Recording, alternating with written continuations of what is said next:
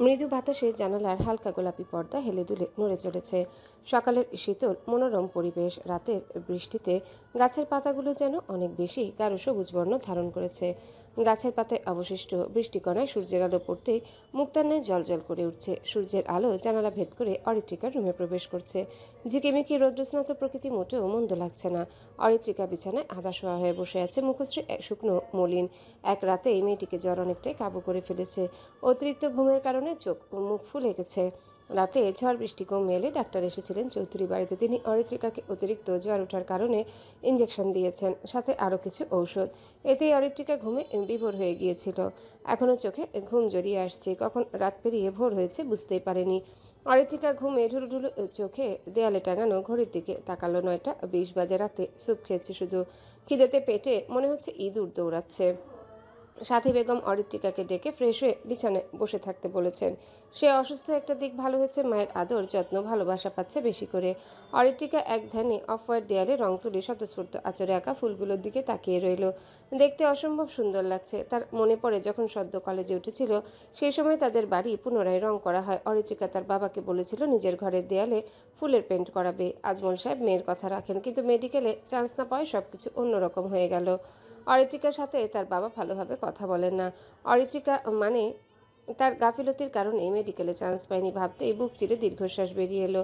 সাথী বেগম খাবার প্লেট হাতে রুমে প্রবেশ করলেন। মেয়েকে গভীর চিন্তায় মগ্ন দেখে তিনি ডেকে উঠলেন।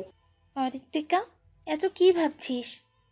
অরিত্রিকার ভাবনা সুতো ছিল তখনই। সে সাথী বেগমের দিকে তাকে ধীর কণ্ঠে বলল, তেমন কিছু না। সাথী বেগম গিয়ে মেয়ের পাশে বসলেন। নিজ হাতে ভাত মাখিয়ে অরিত্রিকাকে বললেন। নে, হা কর। অরিত্রিকা খাবার মুখে নিল। নিতেই অনুভব করলো সে খেতে পারছে না, কেমন বিস্বাদ লাগছে মুখে।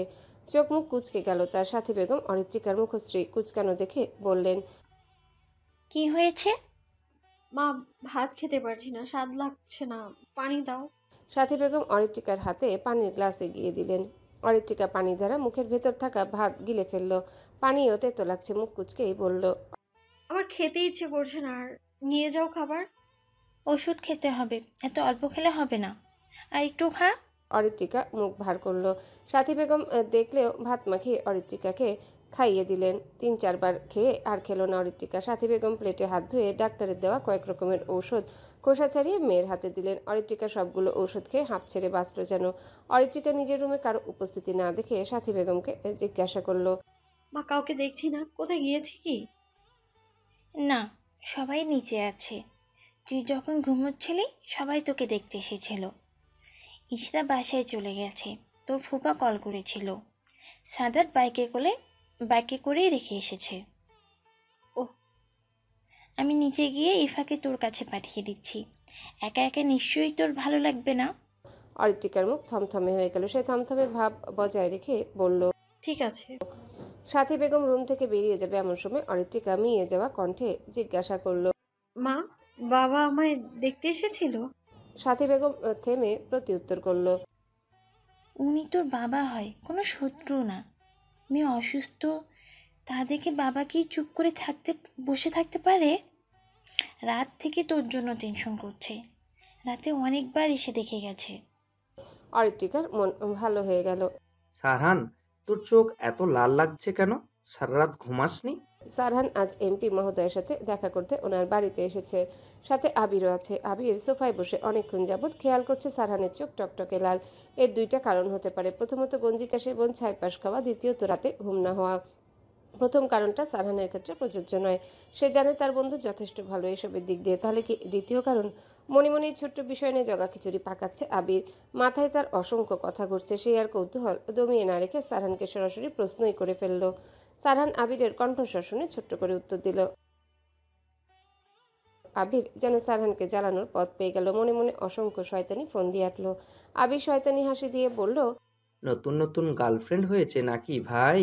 এমন হয় রে, প্রথম প্রথম প্রেমে পড়লে সারা রাত জাগতে হয়, প্রেমালাপ করতে হয়, বুঝলি? আবিরের কথা শুনে সারহানের ভ্রু কুঁচকে গেল। এসব কি বলছে আবির? গার্লফ্রেন্ডের সাথে কথা? আজব। সারহান ব্যগ্র কণ্ঠে বলে উঠল, ভালোই তো তোর এক্সপেরিয়েন্স আছে দেখছি। থাকারই কথা। তোর গার্লফ্রেন্ডের সংখ্যা তো গুণে শেষ করা যাবে না। কিছুদিন পর নতুন নতুন। আবির সারহানের কথা শুনে গা গুলিয়ে হেসে দিল। সারহান মোটেও মিথ্যা বলছে না। আবির হেসেই বলল, সেই বাতাস তো তোরও লেগেছে ব্রো। এবার বল, ভাবির নাম কি? সারহান সরু চোখে আবিরের দিকে তাকিয়ে বলল, তোর মতো আমার ক্যারেক্টারে সমস্যা নেই যে রাত জেগে কথা বলে নিজে সময় নষ্ট করব। ওসব ছাড়াও আমার অনেক কাজ আছে। আবির দুঃখী মুখ করে হতাশার ভঙ্গিতে বলল, আমার মনে হয় তোর জীবনে কোনো সকালাত নেই, রাজনীতিতেই সংসার পেতে বসে আছিস। আমার কষ্ট হয় জানিস, আমি মনে হয় এই জীবনে চাচ্চু ডাক শুনতে পারবো না। অন্তত চাচ্চু ডাক শোনার ইচ্ছা পূরণ করতে বিয়েটা কর না রে ভাই। সারহান মুখ কুঁচকে বলল, তোর মতো ড্রামাবাজ আমি খুব কম দেখেছি। মেয়েদের মতো এত ন্যাকামি করিস কেন? সত্যি বললেই ন্যাকা লাগে তোর? এমন একজনের সাথে তোর বিয়ে হোক যে তোর সম্পূর্ণ বিপরীতধর্মী মানুষ, সারাদিন তোকে জ্বালিয়ে মারবে, তখন দেখবি ন্যাকামি কি জিনিস। আস্তে কথা বল, ভুলে যাস না আমরা এখন কোথায় আছি। আবির চুপ হয়ে গেল। মনে মনে অনেকটাই বিরক্ত সে। সারহান বিয়েটা করলে বাড়িতে এসে মা বাবাকে বলতে পারতো, সারহানেরও বিয়ে হয়ে গেল, সকলের বউ আছে, এবার আমার বিয়েটাও তোমরা দিয়ে দাও। তার হচ্ছে কোথায়? সারহানকে বিয়ের কথা বলেও কোনো লাভ হচ্ছে না, সাহস করে নিজের বাড়িতেও নিজের বিয়ের কথা বলতে পারছে না। কি যে মুসিবত! সারহান আবিরের কথার পাত্তা না দিয়ে পকেট হতে ফোন বের করলো, কপালে চিন্তার ভাঁজ। ফোনের লক খুলে কল লিস্টে কারো নাম্বার খুঁজতে লাগলো। কিছুক্ষণ ঘাটাঘাটি করে কাঙ্ক্ষিত নাম্বারটা ভেসে উঠল ফোন স্ক্রিনে। ইংরেজি অক্ষরে ফাইরুজ নামটা সেভ করা। কিয়ত সময় ভাবনায় মত্ত হলো সে। ভাবতে লাগলো কল দিবে কিনা। 2-3 বার কল দিতে গিয়ে সারহানের আঙ্গুল আটকে গেল। কল দেওয়ার সিদ্ধান্ত বদলে মেসেজ দিতে পারে, সেটাই ঠিক বলে মনে হয়েছে তার কাছে। চিন্তিতগ্রস্ত হয়ে হাতের আঙ্গুল গুলিয়ে কিছু লিখে নাম্বারটাতে সেন্ড করে দিল সে। আম সরি জেন্টলম্যান, আম সরি জেন্টলম্যান, একটা কাজে আটকে গিয়েছিলাম তাই আসতে দেরি হলো। আজাদ সাহেবের কণ্ঠস্বর শুনে সারহান ফোন সাইলেন্ট করে পকেটে রেখে দিল। আজাদ সাহেব একটা মিটিংয়ে আটকে গিয়েছিলেন, ফিরতে অনেকটা লেট হয়ে গেছে। সোফা থেকে উঠে সারহান আজাদ সাহেবের সাথে হাত মিলিয়ে বলল, ছোট্ট একটা বিষয়কে এত সিরিয়াসলি নেওয়ার প্রয়োজন নেই আজাদ সাহেব। আবিরও সারহানের সাথে দাঁড়িয়েছে। আজাদ সাহেব হেসে বললেন, সময়ের মূল্য অনেক, একবার সময় চলে গেলে ফিরে পাওয়া যায় না। আমিও সময় নষ্ট করে পছন্দ করি না, সরি, আমিও সময় নষ্ট করা পছন্দ করি না। যাই হোক, দুজনেই বসো।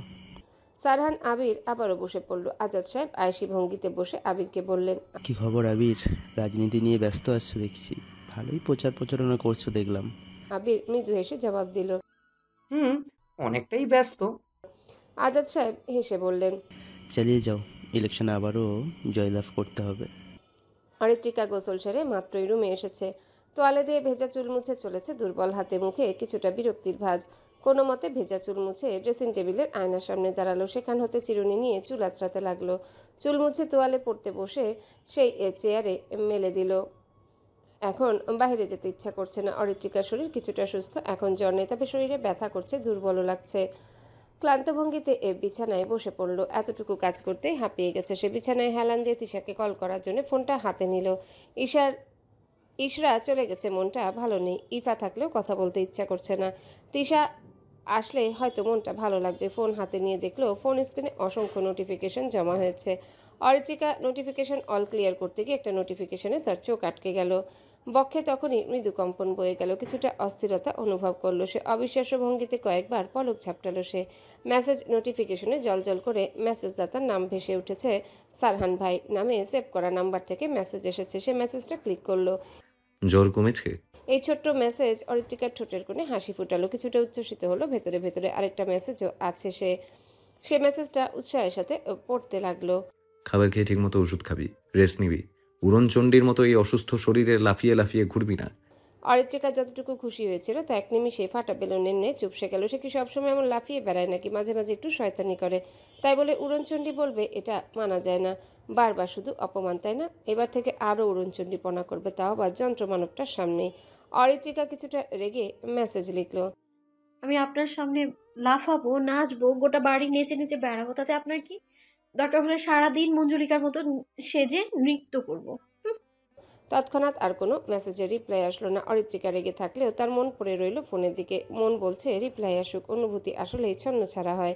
কিছুটা সময় যেতেই মনে পড়লো সে তো তিশাকে কল করতে চেয়েছিল। তখনই মেসেজের টুং করে শব্দ হলো। দেখলো সারহান মেসেজে রিপ্লাই করেছে। অরিত্রিকা আগ্রহ নিয়ে দ্রুত মেসেজ বক্স ওপেন করে পড়তে লাগলো। লুঙ্গি পরেছিলি সেদিনের সাঁঝটা মঞ্জুরিকা থেকে কম কিছু লাগছিল না। অন্য কেউ হলে নিশ্চিত ভাবতো তুই তার ঘাড় মটকাতে এসেছিস। তবে বলতে হবে সেই সাঁঝটা তোর জন্য একদম পারফেক্ট ছিল। একদম ছোট্ট মঞ্জুরিকা লাগছিল তোকে। অরিত্রিকার চোখ বড় বড় হয়ে গেল। এটা কি সারহান ভাই তার প্রশংসা করলো নাকি অপমান করলো তা নিয়ে অরিত্রিকা কনফিউজড হয়ে গেল। অরিত্রিকা দেরি না করে আবারও লিখলো, আপনি আমার প্রশংসা করলেন নাকি অপমান করলেন? এই আরু উঠ, আর কত ঘুমাবি? বিকেল হয়ে গেছে, এখনো ঘুমিয়ে যাচ্ছিস? তিশা অরিত্রিকার বিছানার সম্মুখে গিয়ে কোমরে দু হাত দিয়ে বিগ্রানো মেজাজে অরিত্রিকাকে ডেকে চলেছে। অরিত্রিকা তো ঘুমে এতটাই বিভোর তিশার কণ্ঠস্বর কানে পৌঁছাচ্ছে না। বিকেলে আসতে বলে এখনো ঘুমোচ্ছে। তিশা দেরি না করে চিল্লিয়ে উঠল, এই আরুর বাচ্চা উঠ, আর কত ঘুমাবি? অরিত্রিকা ঘুমের মাঝে কারো কর্কশ আওয়াজ শুনে চমকে ধরফরিয়ে উঠে বসলো বিছানায়। হাতে থাকা ফোনটা ছুটে গিয়ে একটু দূরে গিয়ে পড়ল। এখনো ঘুমের রেশ কাটেইনি।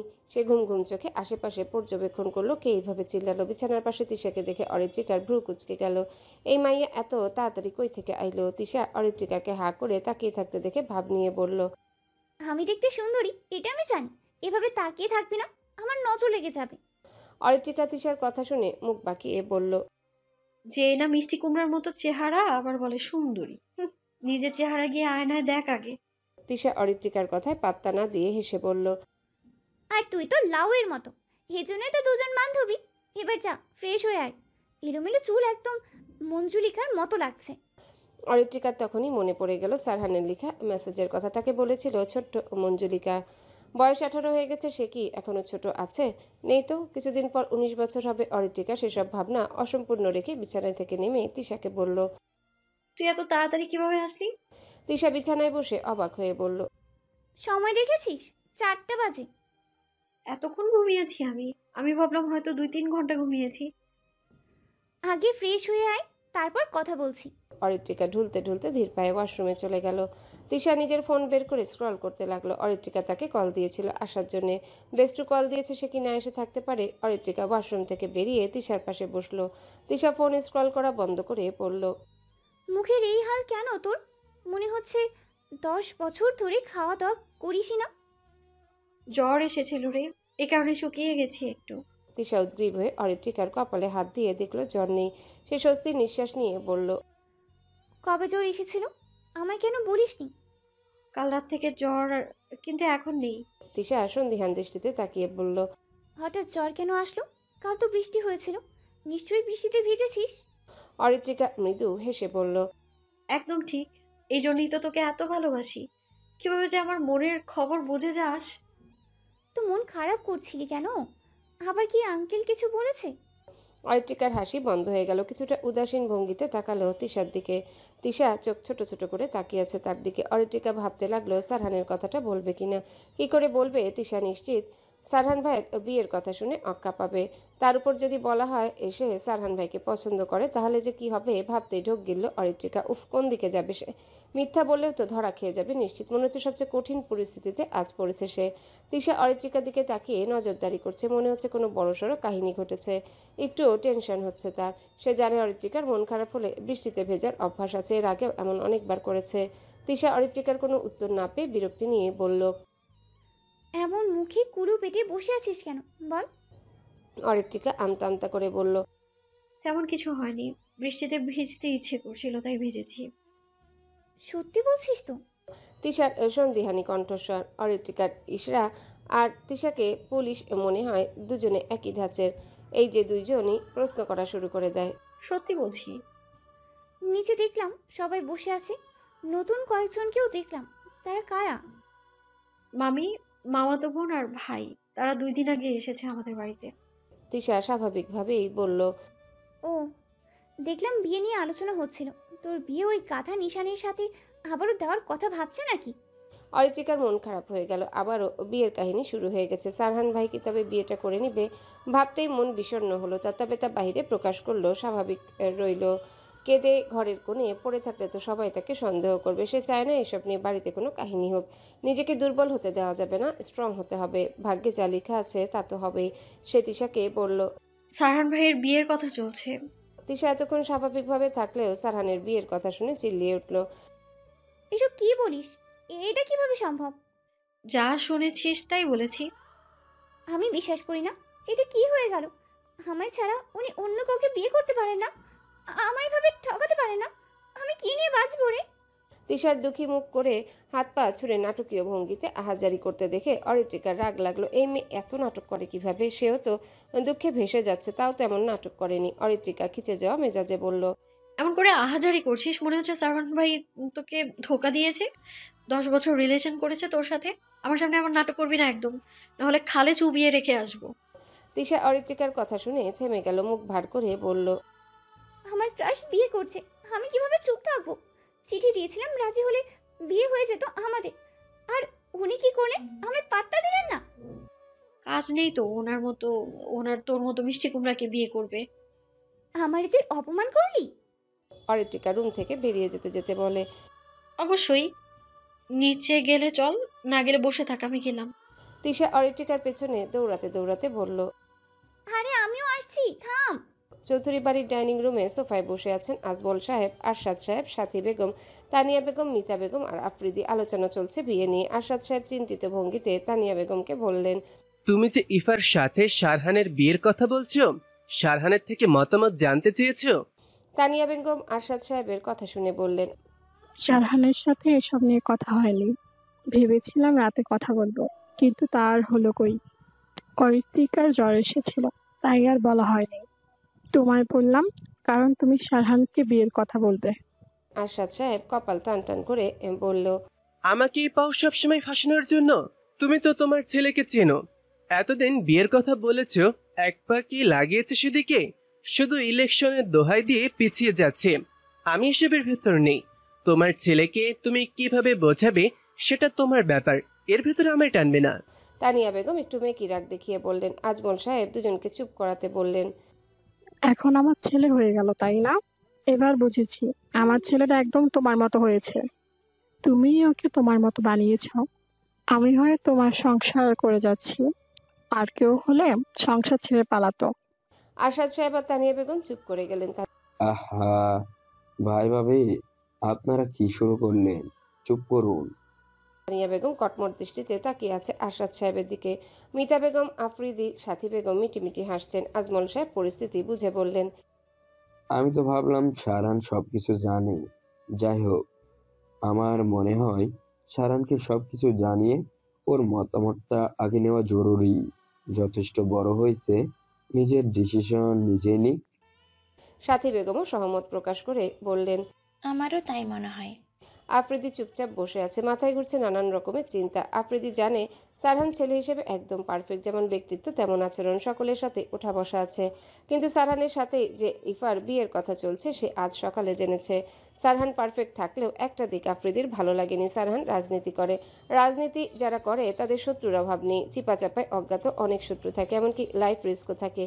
পরিবারের ওপরও অনেক বিপদ আসে। এসব ভেবেই দোটানে আছে আফ্রিদি। মাকে বুঝিয়েছিল, কাজ হয়নি। সারহানকে মেয়ের জামাই বানানোর জন্য উঠে পড়ে লেগেছে। আফ্রিদি মায়ের এমন ব্যবহার একটু বিরক্ত।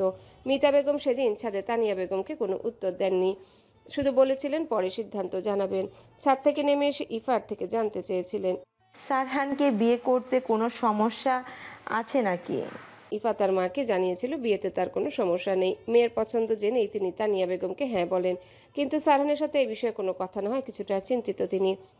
মিতা বেগম কথোপকথনের মাঝেই বলে উঠল, আমার মনে হয় সারহানের থেকে মতামত জানা জরুরি। এতটা তাড়াহুড়ো করে কোনো সিদ্ধান্ত নেওয়া উচিত নয়, বিশেষ করে সারা জীবন দুজন মানুষ একসাথে থাকবে সে বিষয়ে ভেবে। সারহান ফোনে কথা বলতে বলতে সদর দরজা দিয়ে ডাইনিং এরিয়াতে ঢুকতে দেখতে পেল সোফায় বসে থাকা সকলের দিকে। দেখেই বুঝলো হয়তো কোনো জরুরি কথা চলছে। কথা বলা শেষ করে কল কাটলো, এগিয়ে এসে বাবার পাশে বসলো। সারহান সকলের দিকে একবার অবলোকন করে বলল, এখানে কোনো সিরিয়াস কথা নিয়ে ডিসকাশন চলছে নাকি? সবাইকে এত টেন্সড লাগছে কেন? সকলে সারহানের আকস্মিক আগমনে কিছুটা অবাক হয়েছে। আরশাদ সাহেব ছেলেকে বললেন, তুমি তো এই সময় বাড়িতে আসো না, আজ হঠাৎ? সারহান কিছুক্ষণ মৌন থেকে গম্ভীর কণ্ঠে বলে উঠল, কাল সারা রাত ঘুম হয়নি, মাথায় পেইন হচ্ছিল, তাই চলে এসেছি। আবিরকে পার্টি অফিসে রেখে এসেছি, সবকিছু সামলে নেবে। আরশাদ সাহেব একবার স্ত্রীর দিকে তাকালেন। তানিয়া বেগম মাথা নাড়িয়ে ইশারায় বললেন এখন বিয়ের কথা না তুলতে। আরশাদ সাহেব সারহানের দিকে তাকিয়ে বললেন, বেশি মাথা ব্যথা করছে? হালকা। আমার মনে হয় আপনি কিছু বলতে চাইছেন, সংকোচ না করে বলতে পারেন। আরশাদ সাহেব গলা ছেড়ে বললেন, তোমার মা একটা মেয়ে পছন্দ করেছে। মেয়েটা যথেষ্ট নম্র, ভদ্র, সুন্দরীও বটে। আমাদের সকলের পছন্দ। তোমার কি মতামত? সারহানের কপাল কুঁচকে গেল। আবারও বিয়ে? বাড়িতে আসলে বিয়ে বিয়ে কলরব হঠাৎই তার মনে পড়ে গেল অরিত্রিকা জ্বরের ঘরে বলা কথাগুলো। কিছুটা চমকে গেল সে। বিয়ের কথা শুনে কি তবে উদ্ভ্রান্তের মতো বৃষ্টিতে ভিজেছিল? সে জানে অরিত্রিকার মন বিষণ্ণ থাকলে বৃষ্টিতে ভেজার অভ্যাস আছে, তারপর জ্বর হয়ে বিছানায় পড়ে থাকে। সারহান কুঁচকে যাওয়া কপাল নিয়ে শুধালো, মেয়ে দেখেছো কবে? আর মেয়েই বা কে? তানিয়া বেগম আরশাদ সাহেবকে কিছু বলতে না দিয়ে নিজেই বলে উঠলেন, কথা চলছে কাল থেকে। তোর বিয়ে দিয়ে নিশ্চিন্ত হতে চাই বাবা, রাজি হয়ে যা। মেয়েও তোর চেনা, তোর মিতা আন্টি মেয়ের সাথে তোর বিয়ে দিতে চাচ্ছি। এবার মতামত বল। সারহানের মুখশ্রী স্বাভাবিক, তার মাঝে কোনো বিচলিত ভাব নেই। সে একবার আর চোখে তাকালো সিঁড়ির দিকে, তখনই চোখাচোখি হয়ে গেল অরিত্রিকার সাথে। অরিত্রিকার দিকে হঠাৎ তাকানোতে সে ভড়কে গেল, সন্তর্পণে চোখ নামিয়ে নিল। তখনই সারহান চোখ ফিরিয়ে তার বাবার দিকে তাকালো। সিদ্ধান্ত এখনই জানিয়ে দেওয়া জরুরি, সময় নিলেই পরিবেশ আরও ঘোলাটে হয়ে যাবে। সারহান সিদ্ধান্ত নিল সে বিয়েতে মত আছে কি নেই এখনই জানিয়ে দিবে। ডাইনিং রুমে পিনপতন নীরবতা বিরাজ করছে, পরিবেশ অনেকটাই গুমোট। আরশাদ সাহেব ছেলের মতামত জানার জন্য বসে আছেন অধীর আগ্রহে। আজমল সাহেব কিছুটা চিন্তিত, কারণ সারহানকে তিনি চেনেন। এই ছেলে নিজের ইচ্ছে মতো চলে। মাঝে মাঝে মনে হয় বড় ভাই আর সারহান একজন আরেকজনের কার্বন কপি হলেও আচরণগত দিক দিয়ে সারহান অধিক গম্ভীর। তানিয়া বেগম ছেলের মতামত জানার জন্য উৎসুক হয়ে বসে আছেন। মনে মনে চাইছেন সারহান যেন রাজি হয়। তিনি চাইছেন না ইফাকে ছেলের বউ হিসেবে হাতছাড়া করতে। সাথী বেগম চুপচাপ বসে পরিস্থিতি পর্যবেক্ষণ করছেন। মিতা বেগম চিন্তাগ্রস্ত হয়ে বসে আছেন সারহানের উত্তরের আশায়। আফ্রিদি মনে মনে বিরক্ত হচ্ছে। আসলো ঘুরতে এখন বিয়ে নিয়ে সভা বসেছে যেন। সারহান রাজনীতি না করলে সে আগেই বোনের সাথে বিয়ে দিতে রাজি হতো। এই একটা জায়গায় মন মানছে না তার উপর সারহান কি জবাব দিবে তাই নিয়ে কিছুটা টেনশনে রয়েছে। সারহানের মুখশ্রী গম্ভীর, ভেবে চলেছে বহুবিধ ভাবনা। সে নড়ে চড়ে উঠে চারিপাশে সকলের দিকে চোখ বুলালো। সকলেই অধীর আগ্রহী হয়ে বসে আছে। অরিত্রিকা হঠাৎ নিস্তব্ধ পরিবেশ দেখে কিছুটা কৌতূহলী হলেও সবাই হঠাৎ চুপ হয়ে গেল কেন? তখন আসলে কি কথা হচ্ছিল সে শুনতে পায়নি। সে সিঁড়ি থেকে নামতেই চোখ পড়ল রান্নাঘরের আড়ালে দাঁড়িয়ে থাকা পরিচিত মানুষটার দিকে। অরিত্রিকা একবার ডাইনিং রুমে বসে থাকা সকলের দিকে তাকিয়ে আবারও রান্নাঘরের আড়ালে থাকা মানুষটির দিকে তাকালো। সে ধীর পায়ে এগিয়ে গেল রান্নাঘরের দিকে। তিশা সিঁড়িতে দাঁড়িয়ে সারহানের দিকে তাকিয়েছিল। আরেক সোফায় সুদর্শন একটা ছেলেকে দেখলো, তার মানে এটা অরিত্রিকার মামাতো ভাই। কিছুটা সময় পেরিয়ে যেতে খেয়াল হলো অরিত্রিকা তার সামনে নেই। আশেপাশে তাকিয়ে খুঁজতে দেখলো রান্নাঘরের দিকে যাচ্ছে। সেও অরিত্রিকার পিছু পিছু দ্রুততার সহিত রান্নাঘরের দিকে গেল। আপু তুমি এখানে লুকিয়ে লুকিয়ে কি শুনছো? হঠাৎ অরিত্রিকার আগমনে ইফা হকচকিয়ে গেল। হকচকানো ভঙ্গিতে অরিত্রিকার দিকে তাকালো। চোখে মুখে বিরাজ করছে অস্থির ভাব। এভাবে যে কেউ তাকে দেখে ফেলবে বুঝতে পারেনি। ইফা এখানে দাঁড়িয়ে থেকে সকলের কথাবার্তা শুনছিল অনেকক্ষণ ধরে, তবে অতীব আগ্রহী হয়ে সারহানের উত্তর শোনার জন্য দাঁড়িয়েছিল। জবাবটা শোনার জন্য এতটাই উদ্গ্রীব সে। তিশা অরিত্রিকার পাশে দাঁড়িয়ে ইফার দিকে তাকালো। এই মেয়েটাই তার মানে অরিত্রিকার মামাতো বোন। দেখতে সুন্দরী আছে। অরিত্রিকা ভ্রু কুচকে তাকিয়ে আছে। নিশ্চয়ই ইফা আপু সকলের কথা শুনছিল, এটা ভেবেই নাকমুখ কুচকে আসলো। কেউ নিজের বিয়ের কথা আড়ি পেতে শুনে মনে মনে ইফাকে সে নির্লজ্জ উপাধি দিল। ইফা এদিক ওদিক তাকিয়ে আমতা আমতা করে বলল, আরে তেমন কিছু না, এমনি এখানে দাঁড়িয়েছিলাম। অরিত্রিকা ইফার দিকে সন্দেহভোজন দৃষ্টি ফেলে বলল, তুমি নিশ্চয়ই লুকিয়ে কথা শুনছিলে। আরে বোন, আসতে বল, কেউ শুনে ফেলবে। আপু তুমি জানো না এভাবে লুকিয়ে কারো কথা শুনতে নেই, এগুলো বদ অভ্যাস। ইফা পড়েছে ফ্যাসাদে। কিছুটা নিজের প্রতি বিরক্ত হলো সে। এখন অরিত্রিকাকে কি বলে বুঝাবে? এর মাঝে নীরবতা ভেঙে শোনা গেল সারহানের কণ্ঠস্বর। ইফা, অরিত্রিকা, তিশা মনোযোগী হলো সেদিকটায়। সারহান পিনপিনে নীরবতা ভেঙে গম্ভীর ভাব এটাই বলল, আমি বিয়েটা করতে রাজি নই। ডাইনিং রুমে যেন একটু ছোটখাটো ঝটকা লাগলো সকলের। মিতা বেগমের মুখ থমথমে হয়ে গেল। তানিয়া বেগমের নিজের পছন্দের প্রতি আস্থা ছিল, ভেবেছিলেন সারহান রাজি হয়ে যাবে, কিন্তু তার হলো কই? ছেলে তো না বলে দিয়েছে। তিনি করুণ চোখে আরশাদ সাহেবের দিকে তাকালেন। আরশাদ সাহেব পত্নীর দিকে তাকে আশ্বস্ত করলেন। আজমল সাহেব এমনটাই আশা করেছিলেন। তিনি অনেকটাই সারহান সম্পর্কে অবগত। সাথী বেগম কোনো প্রতিক্রিয়া দেখালেন না। হয়তো বুঝেছিলেন সারহান সম্মতি দিবে না। আফ্রিদি সারহানের সিদ্ধান্তে খুশি হয়েছে। আরশাদ সাহেব গম্ভীর মুখে জানতে চাইলেন, বিয়ে কেন করবে না? কারণটা কি জানতে পারি? সারহান বাবার দিকে তাকিয়ে শ্বাস টেনে বলতে লাগলো, আমি সকলকেই বলেছিলাম বিয়ের বিষয়ে এখন না ভাবতে, বাট আপনারা সকলে হঠাৎ বিয়ে নিয়ে পড়েছেন। কারণটা বলি, তাহলে হয়তো বিষয়টা ক্লিয়ার হবে। ফার্স্ট অফ অল, আমি ইফাকে কখনো অন্য নজরে দেখিনি। বলতে পারেন ইশরাকে যেমন বোনের নজরে দেখি, তেমন ইফাকেও দেখেছি। আমি বলবো না ইফা দেখতে খারাপ, যথেষ্ট নম্র, ভদ্র, শিক্ষিত মেয়ে সে। আমি আর এই বিষয়ে কথা বাড়াতে চাই না। বিয়ের বিষয়টা এখানেই ক্লোজড। এরপরে আর কোনো কথা যেন না হয়।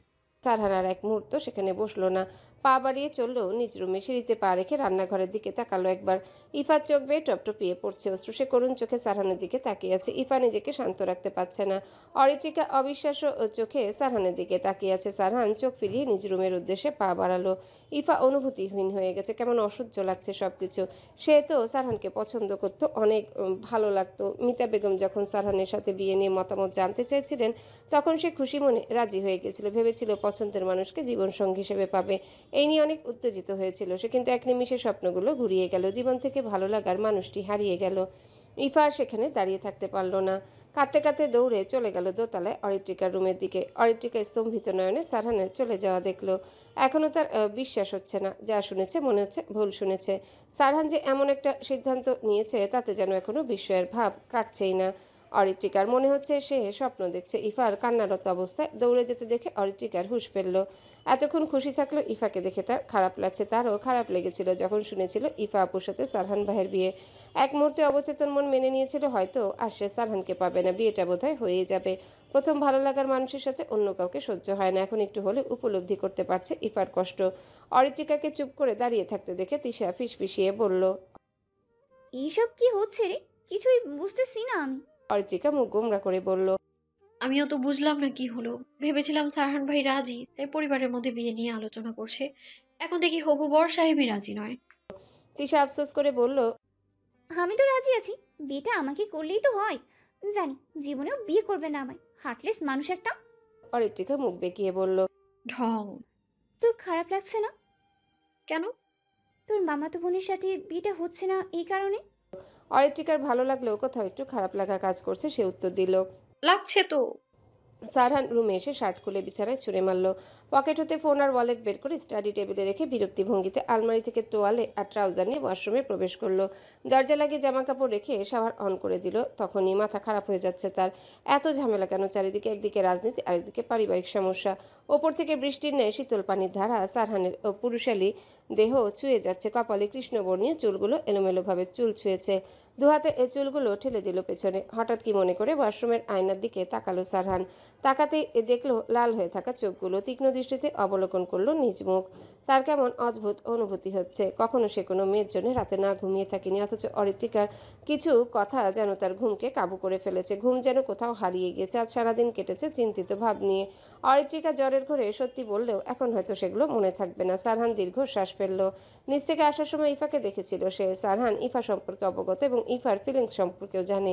ইফা যে তাকে পছন্দ করে সেটা এই 1-2 দিনই বুঝেছে। খেয়াল করেছে ইফার লুকিয়ে চুরিয়ে তাকে দেখা, তার রুমের দিকে তাকিয়ে থাকা ভাবভঙ্গি, এসব চোখে পড়লেও এড়িয়ে গেছে সে। সারহান এসব ভাবনা বাদ দিয়ে দ্রুত গোসল শেষ করলো। জামা কাপড় চেঞ্জ করে ওয়াশরুম থেকে বের হলো। সারহানের ফোন বেজে চলেছে। সে টেবিল থেকে ফোনটা হাতে নিয়ে দেখলো আননোন নাম্বার। সারহানের ভ্রু কুঁচকে গেল। সে কৌতূহল নিয়ে কল রিসিভ করলো। ইফা কান্নাকাটি করে চোখ মুখ ফুলিয়ে ফেলেছে। মিতা বেগম মেয়েকে সান্ত্বনা দিচ্ছে। ওনারও মন খারাপ। ভেবেছিলেন হয়তো সারহান রাজি হবে, নিজেরই দোষী মনে হচ্ছে। অরিত্রিকা একটু দূরে দাঁড়িয়ে দেখে চলেছে। মনটা ভীষণ খারাপ। তিশাও চুপচাপ অরিত্রিকার পাশে দাঁড়িয়ে আছে। সাথী বেগম ইফাকে বুঝিয়ে সুঝিয়ে রান্না করতে গেছেন। ইফা কান্নারত কণ্ঠে বলে উঠল, মা, আমি এখানে আর থাকবো না, বাসায় যাব। আজই চলে যাব আমি, আর এখানে থাকতে চাই না। মিতা বেগম মেয়েকে বুঝাতে বললেন, আজ যাওয়া সম্ভব নয়, আগামীকাল বিকেলে চলে যাব। ইফা মাকে জড়িয়ে ধরে কান্না করে বলতে লাগলো, আমি এখানে থাকতে পারছি না, আর আমার খুব কষ্ট হচ্ছে মা। এমন কেন হলো বলো তো? সারহান কারো কান্নার আওয়াজে কৌতূহল বশত অরিত্রিকার রুমের দরজার কাছে এসে দাঁড়িয়েছে। ইফার বলা কথাগুলো সারহান শুনেছে। সারহান অরিত্রিকা রুমের বাইরে কিছু সময় দাঁড়িয়েছিল। ইফার বলা কথা শুনে এক মুহূর্ত সেখানে দাঁড়ালো না। ছাদের দিকে পা বাড়ালো সে। সিঁড়িঘর পেরিয়ে ছাদে পা রাখলো সারহান। পরন্ত বিকেল, মনোরম পরিবেশ, মৃদু হাওয়া, সব মিলিয়ে মন মাতানো পরিবেশ। আর কিছুক্ষণের মধ্যে সন্ধ্যা নামবে ধরণীতে। সারহান ধীর রেলিংয়ের ধারে গিয়ে দাঁড়ালো। আবহাওয়া অনেকটাই শীতল। সারহান নয়ন তালুকদারের কাজকর্মে অতিশয় বিরক্ত। কিছুক্ষণ আগেই আবির তাকে কল করে জানিয়েছে নয়ন তালুকদার তার লোক দ্বারা ঝামেলা বাঁধিয়েছে রাজশাহী কর্পোরেশন এরিয়াতে। সেখানে সকল দায়ভার সারহানের দলের উপর চাপিয়েছে। এসব শুনে মাথায় দপদপ করে জ্বলছে রাগে। মেজাজ তুঙ্গে উঠে গেছে। বিশ্রাম নেওয়ার ইচ্ছা থাকলেও হলো না। নয়ন তালুকদার এমন অনৈতিক কাজ করতে থাকছে সেও আর ছাড় দিবে না। কিভাবে শত্রুকে বশে আনতে হয় তার ভালো করে জানা আছে। সারহান ফোন উঁচিয়ে সময় দেখে নিল 6টা বাজে। সে ট্রাউজারের পকেটে ফোনটা ঢুকে সেখানে দাঁড়িয়ে রাস্তার মানুষের ব্যস্ততম জীবনের সাক্ষী হলো। শহরে রাস্তায় বেরোলে অলিগলিতে কত শত অসহায় মানুষের দেখা মেলে। তাদের জীবনটা খুবই কষ্টের। পৃথিবীতে চলমান ধারা হলো সাধারণ মানুষগুলোর ওপরই অন্যায় করা হয়। পৃথিবীতে যারা নিম্ন শ্রেণীর মানুষ আছে তারা সবসময় উচ্চ শ্রেণীর মানুষের দ্বারা শোষণ হয়। এটা চিরন্তন সত্য আর বাস্তব চিত্র। মানুষের এমন ভেদাভেদ না থাকলে মানব জীবন আসলেই সুন্দর হতো। সারহান কারো উপস্থিতি উপলব্ধি করে ঘাড় ঘুরিয়ে পেছনে তাকালো, দেখলো আফ্রিদি দাঁড়িয়ে আছে। সারহান ট্রাউজারের পকেটে 2 হাত দিয়ে শটান হয়ে দাঁড়িয়ে আফ্রিদিকে প্রশ্ন ছুড়ে মারল। কিছু বলবে? আফ্রিদি সারহানের হঠাৎ করা প্রশ্নে নড়ে চড়ে দাঁড়ালো। সে মুখে হাসির রেখা টেনে বলল, তেমন কিছু না। সারহান সরু চোখে তাকিয়ে মৃদু হাসির রেখা টেনে বলল, মিথ্যেও ঠিকঠাক বলতে পারো না দেখছি। আফ্রিদি একটু হকচকিয়ে গেল। সারহান কিভাবে বুঝলো সে তার সাথে কথা বলতে এসেছে? সে সারহানকে অরিত্রিকার রুমের সামনে দেখেছে। সারহান যখন ছাদের দিকে রওনা হয় সে তখন অরিত্রিকার রুমের বাহির থেকে ইফার কান্নার শব্দ পেয়েছে। বোনের কান্না তার সহ্য হয়নি। সে এই নিয়ে সারহানের সাথে কথা বলতে এসেছে। সারহানের তীক্ষ্ণ চোখে আফ্রিদিকে পর্যবেক্ষণ করছে। সারহান আফ্রিদির কোনো উত্তর না পেয়ে বলল, এতটা অস্বস্তিতে পড়তে হবে না, যা বলতে এসেছো বলে ফেলো। আফ্রিদি মাঝে মাঝে সারহানকে ভয় লাগে। বেশিরভাগ সময় মুখ গম্ভীর করে রাখে। সে সাহস সঞ্চার করে ঠোঁট ভিজিয়ে বলল, ব্রো, ইভা খুব কান্না করছে। ইফার কথা শুনে সারহানের মুখ কঠিন হলো। সারহান বুঝলো আফ্রিদি কেন এসেছে। মুখশ্রী কঠিন থাকলেও স্বাভাবিক কণ্ঠে সারহান বলে উঠল, তুমি বলতে চাইছো তোমার বোনকে আমি বিয়ে করি? আফ্রিদি অস্বস্তিতে পড়ে গেল। টপিকটাই ভিন্ন ধাঁচের মনে হলো তার কাছে। এভাবে কথা বলাটাও কেমন বেমানান ঠেকছে। সে অস্বস্তি নিয়ে বলল, আমি আমার বোনকে ভীষণ ভালোবাসি। ওর চোখের অশ্রু আমার সহ্য হচ্ছে না। আমার মনে হয় ইভা তোমাকে পছন্দ করে, এই কারণে বেশি কষ্ট পাচ্ছে। সারহান সহসা জবাব ছুড়ে বলল, ক্ষণিকের কষ্ট সয়ে যায়, কিন্তু দীর্ঘ সময়ের কষ্ট ভোলা খুবই কঠিন। সারা জীবন কষ্ট নিয়ে অতিবাহিত করতে হয়। আমি তোমার বোনকে বিয়ে করলে সে হয়তো খুশি হবে, কিন্তু আমি তো তাকে বোনের নজরে দেখেছি। নিজের কাছে অকওয়ার্ড ফিল হবে। আমি ইফার ফিলিং কে রেসপেক্ট করি, বাট আমার মনে হয় এটা তার ভালো লাগা। তুমি বুঝিয়ে বললে হয়তো বুঝবে। অল্প কিছুদিন হয়তো খারাপ লাগবে, পরে ঠিক হয়ে যাবে। আফ্রিদি সারহানের বলা কথাগুলো বুঝলো। ভাইয়ের মন্তব্যও মানতে নারাজ যেন। সে কখনো ইফাকে এভাবে কান্না করতে দেখেনি, অথচ আজ অল্প সময়ের পরিচিত একজনের জন্য এখনো কান্না করেই চলেছে। সারহান আবারও রেলিংয়ের কাছে গিয়ে দাঁড়ালো। সে অদূরে তাকিয়ে আফ্রিদির উদ্দেশ্যে বলল, রাজনীতিতে জড়ালেই নিজের জীবনের মায়া ছেড়ে দিতে হয়, সাহসী হতে হয়। কারণ আমাদের তো শত্রুর অভাব নেই। কখন কে পেছন থেকে ছুরি ঢুকিয়ে দেয়। প্রিয়জন, আত্মীয় সবাইকে নিয়ে টেনশনে থাকতে হয়। আমারও একই অবস্থা। নিজের পরিবারের সকলকে নিয়ে টেনশনে থাকি। তাদের যথেষ্ট প্রোটেক্ট করার চেষ্টা করি। আমার কিছু হলেও তেমন যায় আসবে না, তবে পরিবারের কোনো সদস্যের যদি কোনো ক্ষতি হয় সেটা আমি মেনে নিতে পারবো না। ভাবতেই নিজের কাছে অবাক লাগে, এই একটা জায়গাতেই আমার মতো কঠিন মানুষ খুব দুর্বল। একটা কথা জানো, এমন অদ্ভুত জীবনে নতুন করে কাউকে জড়াতে ভয় হয়। আমি যদি না থাকি তখন তার কি হবে বুঝতে পারছো? আফ্রিদি সারহানের কথা শুনে বলল, মানুষ কি একা সারা জীবন কাটাতে পারে? সারহান তার চক্ষুদ্বয় বন্ধ করে জবাব দিল, আমার অনিশ্চিত জীবনে যে সাদরে পদার্পণ করবে তাকে আমি আমার জীবন সঙ্গিনী রূপে গ্রহণ করব। আফ্রিদি সারহানের কথা শুনে মলিন হেসে বলল, তোমার বলা কথাগুলো গভীরতা পরিমাপ করলাম। আসলেই রাজনীতিতে জড়ালেই জীবন অনিশ্চিত। যে পথটা বেছে নিয়েছো, সফলতা অর্জন করো অ্যান্ড ফিউচার লাইফের জন্য অল দ্য বেস্ট। সারহান চক্ষুদ্বয় বন্ধ রেখেই বলল, থ্যাঙ্কস। আফ্রিদি আর কথা না বাড়ি ছাদ থেকে চলে যাবে এমন সময় অরিত্রিকাকে দাঁড়িয়ে থাকতে দেখলো। তখনই মলিন মুখ স্বাভাবিক করলো সে। অরিত্রিকা সিঁড়ি ঘরে দাঁড়িয়ে আছে। আফ্রিদি মুখশ্রী স্বাভাবিক রেখে জিজ্ঞাসা করলো, এই সন্ধ্যায় ছাদে কেন এসেছ অরি? অরিত্রিকা থম মেরে দাঁড়িয়ে আছে, স্থির দৃষ্টিতে তাকিয়ে আছে সারহানের দিকে। হঠাৎ আফ্রিদির কণ্ঠস্বর শুনে চমকে গেল সে। সারহানের থেকে দৃষ্টি সরিয়ে সামনে তাকাতেই দেখলো আফ্রিদি দাঁড়িয়ে আছে। অরিত্রিকা কিছুটা ধীর কণ্ঠে বলে উঠল, আমি আপনাকে ডাকছি তাই বলতে এসেছি। ও আচ্ছা, আমি তো এখনই যাচ্ছিলাম। সন্ধ্যায় একা ছাদে যেও না, নিচে চলো। অরিত্রিকা মুখ ফসকে বলে উঠল, আমি একা কোথায়? সারহান ভাই তো আছেই, উনি থাকলে সমস্যা নেই। অরিত্রিকা কথাটা বলে জিভ কাটলো। ভুল জায়গায় ভুল কথা বলে ফেলেছে সে। সে চোরা চোখে আফ্রিদির দিকে তাকালো। আফ্রিদি একবার সারহানের দিকে তাকিয়ে অরিত্রিকাকে স্বাভাবিকভাবেই বলল, ঠিক আছে, আমি যাচ্ছি। আফ্রিদি তেমন কিছু না বলেই চলে গেল। আফ্রিদি যেতে অরিত্রিকা হাঁপ ছেড়ে বাঁচল। যদি ভুল বুঝতো তাহলে সে আজ সবাই তার মনের খবর জেনে যেত। ভাবতে দম আটকে আসছে। তার কথাটা সিরিয়াসলি নেয়নি, এতেই শান্তি। অরিত্রিকা সব জায়গায় মনের কথা বলবি না, এটা বলে নিজেকে মনে মনে বোঝাতে লাগলো। তারপর সে পা টিপে টিপে সারহানের পাশে গিয়ে দাঁড়ালো। সুঠামদেহী সুদর্শন মানুষটার কাছে নিজেকে ছোট মনে হলো। সে মেপে দেখলো সারহানের থেকে অনেকটাই ছোট। কাঁধের নিচে পড়ে আছে সে। নিজেকে সারহানের সামনে লিলিপুট মনে হচ্ছে। অন্ধকারাচ্ছন্ন হয়ে আসছে চারিপাশ।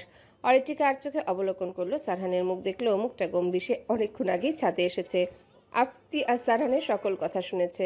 মনের মাঝে নানান জল্পনা কল্পনা শুরু হয়ে গেছে। এমন গম্ভীর কাঠখোট্টা মানুষেরও যে কোনো কিছুতে ভয় কাজ করে আজ জানল। জেনে সে বিস্মিত হয়েছে। এমন ঝটকায় যেন সে হেলে গেছে কিছুটা। সারহান চক্ষুদ্বয় মেলে অরিত্রিকার দিকে না তাকিয়ে শান্ত কণ্ঠে শুধালো, নিচে যা গিয়ে, এখানে দাঁড়িয়ে আছিস কেন? অরিত্রিকা শান্ত কণ্ঠ শুনে শিওরে উঠল। দ্রুততার সহিত অন্যদিকে তাকালো সে। এমন হাঁ করে তাকিয়েছিল জানলেই আবারও কথা শুনিয়ে দিবে। অরিত্রিকা মিহি কণ্ঠে বলে উঠল, আপনি একা দাঁড়িয়ে আছেন তাই। সারহান অরিত্রিকার উত্তর শুনেও নিশ্চুপ। অরিত্রিকা কিছুটা অবাক হলো। অন্য সময় হলে এতক্ষণে কথা শুনিয়ে দিত, অথচ আজ চুপচাপ। তার মন বলছে সারহান ভাই হয়তো কোনো কারণে আপসেট হয়ে আছে।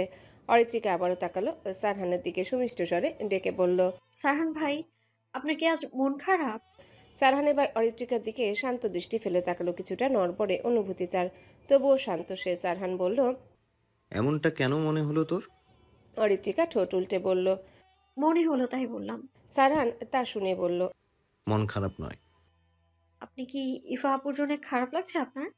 সারহান চাপা নিঃশ্বাস ফেলে বলল, এতক্ষণ তো দাঁড়িয়ে সব কথা শুনেছিস, তাও এমন স্টুপিডের মতো কথা বলছিস কেন? সারহানের কথায় অরিত্রিকা কাচুমাচু ভঙ্গিতে দাঁড়ালো। তার মানে সে যে ওখানে দাঁড়িয়েছিল তা সারহান খেয়াল করেছে। সে ধীরে বলল, আপনি আমায় খেয়াল করেছেন?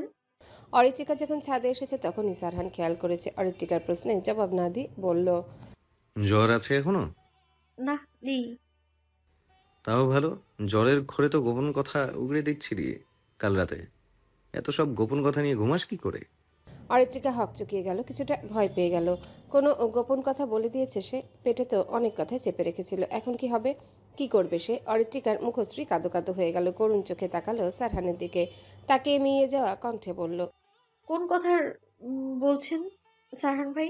সারহান নীরব দৃষ্টিতে অরিত্রিকার ভীতু মুখশ্রীর দিকে তাকিয়ে বলল, কিছু অনুরাগ মিশ্রিত বাণী, অভিমান, রাগ, ভালো লাগা নিয়ে কথাগুলো জ্বরের ঘুরে বলেছিস। আরেকটা কাজও করেছিস, থাক ওটা আর না বললাম। বুঝতে শিখেছিস বাস্তবতা।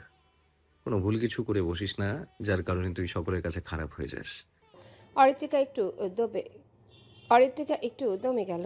তার চোখে দ্বিধাদ্বন্দ্বিত প্রশ্নের সমাহার। সে মস্তিষ্কে চাপ দিল। রাতের ঘটনা মনে করার চেষ্টা করলো। অতিশয় চেষ্টা করেও কিছু সে মনে করতে পারল না। সারহান অরিত্রিকাকে কিছু একটা ভাবতে দেখে গম্ভীর মুখে বলল, সারহান সিঁড়িঘর পার করে চলে গেছে অল্প সময়। অরিত্রিকা বিভ্রান্তিকর পরিস্থিতিতে পড়েছে। সে বুঝতে পারছে না কোন কথাটা বলেছে সে। ভাবি, আর কয়েকটা দিন থেকে গেলে হতো না? সাথী বেগম অনেকটা অস্বস্তি নিয়ে মিতা বেগমকে বললেন। মিতা বেগমের মুখশ্রী থমথমে। গতকাল থেকে মন মেজাজ কোনোটাই ভালো নেই তার। সারা রাত মেয়েকে বুঝিয়েছেন, সান্ত্বনা দিয়েছেন। ইফা উদাসীন ভঙ্গিতে শুধু শুনে গেছে, কোনো প্রতিক্রিয়া দেখায়নি। চক্ষুদ্বয় অনবরত অশ্রু ঝরেছে। মা হয়ে মেয়ের কষ্ট তার সহ্য হচ্ছে না। চোখের সামনে সারহানকে দেখলে হয়তো আরো অনেক বেশি কষ্ট পাবে ইফা। তাই আর এক মুহূর্ত দেরি শোভনীয় মনে হলো না মিতা বেগমের কাছে। সবার সামনে নিজেকে স্বাভাবিক রাখলেও গতকালের ঘটনা তার কাছে অপমানজনক মনে হয়েছে। তিনি সাথী বেগমকে প্রতিউত্তর করলেন, আজই ইফা যেতে চাইছে। আগামীকাল হতে নাকি ক্লাস অ্যাটেন্ড করবে। বেশি দিন ছুটি কাটালে পড়াশোনা ক্ষতি হবে। আবার তোমার ভাই কল করেছিল দ্রুত যাওয়ার জন্য। সাথী বেগম মিতা বেগমকে আর কিছু বললেন না। নিজের কাছেই খারাপ লাগছে। পরিবারের মাঝে বিষয়টা নিয়ে অনেক জল ঘোলা হয়েছে। তানিয়া বেগম সাথী বেগমকে প্রথমে সারহানের সাথে ইফার বিয়ের কথাটা বলেন। সাথী বেগম বারণ করতে চেয়েছিলেন, কারণ সারহান যদি না বলে দেয় তখন বিষয়টা অন্যরকম পর্যায়ে যাবে। কিন্তু বড় জায়ের মুখের উপর বারণ করা দৃষ্টিকটু। তার ধারণা সঠিক প্রমাণ করেছে সারহান। মিতা বেগম কিছুটা মিথ্যাশ্রয়ী হয়েছেন। আজ ইফার আগামীকাল কোনো ক্লাস নেই। কোনো একটা কারণ দেখিয়ে যাওয়ার মাধ্যম হিসেবে মিথ্যা বললেন তিনি। তারও এখানে আর থাকতে ইচ্ছা করছে না। আফ্রিদি গ্যারেজের সামনের দিকটায় দাঁড়িয়ে হাঁপিয়ে যাওয়া ভঙ্গিতে মিতা বেগমকে বললেন, মা, লাগেজ গাড়িতে রেখে দিয়েছি। আর কোনো কিছু আছে যেগুলো গাড়িতে রাখতে হবে? মিতা বেগম কিছুটা ভেবে বললেন, সব তো নেওয়া হয়েছে, আর কি কিছু বাকি নেই? ও, ইফা কোথায়, এখন আসছে না কেন? অরিত্রিকার সাথে আসছে। আমরা গাড়িতে গিয়ে বসে তাহলে। ঠিক আছে, চলো। আফ্রিদি গিয়ে ড্রাইভিং সিটে বসে পড়ল। তার পাশের সিটে মিতা বেগম বসলেন। সাথী বেগম দুজনের পিছু পিছু গাড়ির কাছে এগিয়ে গেলেন। ইফার অরিত্রিকা ডাইনিং রুম পেরিয়ে সদর দরজার কাছে এসেছেন। রুম থেকে দুজন একসাথে আসলেও কথা নেই তাদের মাঝে, দুজনাই নিশ্চুপ, কারো মুখে কোনো কথা নেই। অরিত্রিকা বারবার ইফার মুখ পানে দৃষ্টিপাত করছে। ইফাকে দেখেই বোঝা যাচ্ছে কতটা কষ্ট পেয়েছে। এক নিমিষে অল্প কিছু সময়ের ভালো লাগা যেন দাবানল বানিয়ে দিয়েছে মনকে। ভঙ্গুর মনোকষ্ট আসলেই অনেক যন্ত্রণা। চক্ষু সম্মুখে অরিত্রিকা সারা রাত ইফার কান্না দেখে উপলব্ধি করেছে। অরিত্রিকা ইফাকে চুপ করে থাকতে দেখে শুধালো, আপু তোমার কি খুব কষ্ট হচ্ছে? ইফা অরিত্রিকার দিকে তাকালো, নিশ্চল চক্ষুদয়, শুকনো মুখশ্রী, মলিনতা ছেয়ে আছে মুখে। ইফা শুকনো মুখে মলিন হাসি এঁটে বলল, আমায় দেখে কি এমন মনে হচ্ছে? অরিত্রিকা তা শুনে কিছুটা মিইয়ে গেল। তার কাছে ইফার মনোভাব একদম স্পষ্ট। ভালো লাগার পরিমাণটা যখন বেশি থাকে তখন কষ্টের পরিমাণটা বেশি থাকে। ইফার অরিত্রিকা গ্যারেজের সামনের দিকটায় দাঁড়ালো। আফ্রিদির গাড়ি কিছুটা দূরে। অরিত্রিকা মিইয়ে যাওয়া কণ্ঠে বলল, আপু তুমি কি সারহান ভাইকে ভালোবাসো? ইফা বোধহয় একটু থমকালো, তা আড়াল করে ঝিমিয়ে যাওয়া কণ্ঠে বলল, ভালোবাসার কি বুঝিস তুই? বয়স তো এখনো 18 পেরোলোই না। অরিত্রিকা নিষ্প্রাণ হেসে বলল, 18 না পেরোলেও বুঝতে পারি। এই যে তোমার অনেক কষ্ট হচ্ছে, তবু কেমন চেপে রেখেছো কষ্টগুলোকে, ব্যথাগুলো আড়াল করার বৃথা চেষ্টা চালাচ্ছ, তবু আমি বুঝতে পারছি। ইফা মলিন মুখে চমৎকার হেসে বলল, বুঝলাম। আমার এই পিচ্ছি বোনটা আর ছোট নেই, বড় হয়ে গেছে, মানুষের মনের খবর বুঝতে শিখেছে। এমন মন বোঝার ক্ষমতা কজনার হয় বল? অরিত্রিকা মুখ গোমড়া করে বলল। আপু তুমি কিন্তু কথা ঘুরাচ্ছ। ইফা আবারও হেসেই বলল, সত্যি বলবো নাকি মিথ্যা বলবো বলতো? সত্যিটাই বলছি। শাহানকে আমার ভালো লাগে, হয়তো ভালোবাসি, এই কারণে এতটা মূর্ছে পড়েছি। দেখছিস, সবার সামনে স্বাভাবিক থাকার অ্যাক্টিং করলাম, অথচ তুই বুঝে গেলি। ইফার মুখে সত্যিটা শুনে অরিত্রিকার বক্ষস্থল ধক করে উঠল। চমকিত হলো তার মন সত্তা। খেই হারিয়ে যাওয়া নৌকার মতো মনে হলো। নিজেকে ভেবেছিল হয়তো ভালো লাগে বলবে, কিন্তু ভালোবাসা? অরিত্রিকার মুখশ্রীতে আধার নেমেছে যেন। ইফা অরিত্রিকাকে চুপ থাকতে দেখে বলল, কি রে, চুপ হয়ে গেলি কেন? সারান ভাইকে সারান বলে সম্বোধন করেছি, তার জন্য মুখ গোমড়া করেছিস? একটা কথা জানিস, সারান ভাই ডাকটা আমার আসে না, তাই বলছি। অরিত্রিকা প্রতিক্রিয়াহীন হয়ে নীরব চোখে ইফার দিকে তাকিয়ে বলল, তেমন কিছু নয় আপু। আমার মতো ভুল করবি না অরি, ভুল মানুষকে কখনো ভালোবাসবি না। না হলে এই যে একজন ভুল মানুষকে ভালোবেসেছি, একজন ভুল মানুষকে ভালোবাসা আমৃত্যু অশ্রুপাতের কারণ হয়। একতরফা ভালোবাসা খুবই ভয়াবহ, জানিস? অরিত্রিকার বক্ষে যেন ঝড় হাওয়া বইছে। তার মুখশ্রী আতঙ্কিত। অজানা ভয় যেন চেপে ধরেছে। মন বলছে, ইফা আপুর মতোই যদি তাকেও সারহান ভাই না বুঝে তখন কি হবে? ইফার আপুর মতোই কি এই কষ্ট ও দুঃখে জর্জরিত হবে সে? একতরফা ভালোবাসা নিয়ে কাঁদবে সে? অরিত্রিকার চোখ ঝাপসা হয়ে আসছে। ভালো লাগা থেকে শুরু হয় প্রণয়ের সূচনা। প্রণয়ের সন্ধিক্ষণে এসে যদি অপূর্ণতার দরজায় কড়া নাড়তে হয়, তখন তো সে নিঃশেষ হয়ে যাবে। তার চোখ অশ্রুতে ভিজে আসছে। ইফা অরিত্রিকার ক্রন্দনরত মুখশ্রী দেখে বিচলিত ভঙ্গিতে বলে উঠল, কি হয়েছে তোর, কাঁদছিস কেন? অরিত্রিকা মনে চলা ঝড়ো মেঘের কথা আড়াল করে চক্ষুদ্বয়ের অশ্রু হাত দ্বারা মুছে বলল, তুমি চলে যাবে তাই খারাপ লাগছে। ইফা অরিত্রিকাকে জড়িয়ে ধরে মলিন স্বরে বলল, আরে পাগলি, একেবারে যাচ্ছি নাকি? আবার আসবো তো, তোর বিয়ে খেতে অনেক মজা হবে তখন। অরিত্রিকা মেকি রাগ দেখিয়ে বলল, আপু মজা করো না তো। আমি মজা করছি না, সত্যি আসবো, দেখিস। কথাটা বলা শেষ হতে ইফার দৃষ্টি আটকালো চৌধুরী বাড়ির সদর দরজার দিকে। তাকাতেই তার অন্তরস্থল কেঁপে উঠল। আবারও হু হু করে কেঁদে উঠল মন। চক্ষু ভিজে আসছে নোনা পানির বিন্দুতে। ভিজে চোখে তাকিয়ে আছে সারহানের দিকে। সারহান অরিত্রিকার ইফার দিকে এক ধ্যানে তাকিয়ে আছে। ইফা আর কঠিন মানুষটির দিকে না তাকিয়ে অরিত্রিকাকে ছেড়ে দ্রুততার সাথে বলে উঠল, আর সময় নেই রে, বাসায় পৌঁছে অনেক কথা বলবো, বুঝলি? ঠিক আছে, চলো তোমার গাড়ি পর্যন্ত দিয়ে আসি। চল। ইফা আর অরিত্রিকা আফ্রিদির গাড়ির দিকে যেতে লাগলো। ইফা অনিশ্চিত বাসনা নিয়ে অবাধ্য টানে একবার পিছু ফিরে তাকালো, দেখলো সারহান এখনো তাদের দিকে তাকিয়েছে। ইফা চোখ ফিরিয়ে সামনের দিকে তাকালো। মিতা বেগম ইফাকে আসতে দেখে বললেন, এতক্ষণ কি করছিলি দুজনে? জরুরি কথা বলছিলাম। আফ্রিদি বলে উঠল। দ্রুত বস, যেতে অনেক সময় লাগবে। ইফা সাথী বেগম আর অরিত্রিকার থেকে বিদায় নিয়ে গাড়িতে উঠে বসলো। আফ্রিদি আর মিতা বেগমও সাথী বেগম আর অরিত্রিকার থেকে বিদায় নিল। আফ্রিদি আর দেরি না করে গাড়ির স্টার্ট দিয়ে মেন গেট পেরিয়ে গেল মুহূর্তে। অরিত্রিকার সাথী বেগম বিদায় দিয়ে সদর দরজায় ঢুকতে যাবে এমন সময় খেয়াল হলো সারহান দাঁড়িয়ে আছে। সাথী বেগম পাশ কাটিয়ে ভেতরে গেলেও অরিত্রিকা গেল না। সারহান অরিত্রিকার দিকে ভুরু কুচকে তাকিয়ে আছে। অরিত্রিকার চোখে মুখে বিচলিত ভাব স্পষ্ট, মনে জমা হয়েছে একটাই প্রশ্ন, সারহান ভাই এখানে কি করছেন? সবাইকে বিদায় দিতে এসেছেন? উৎকণ্ঠা চাপা না রাখতে পেরে অরিত্রিকা সারহানকে শুধালো। আপনি এখানে কি করছেন সারহান ভাই?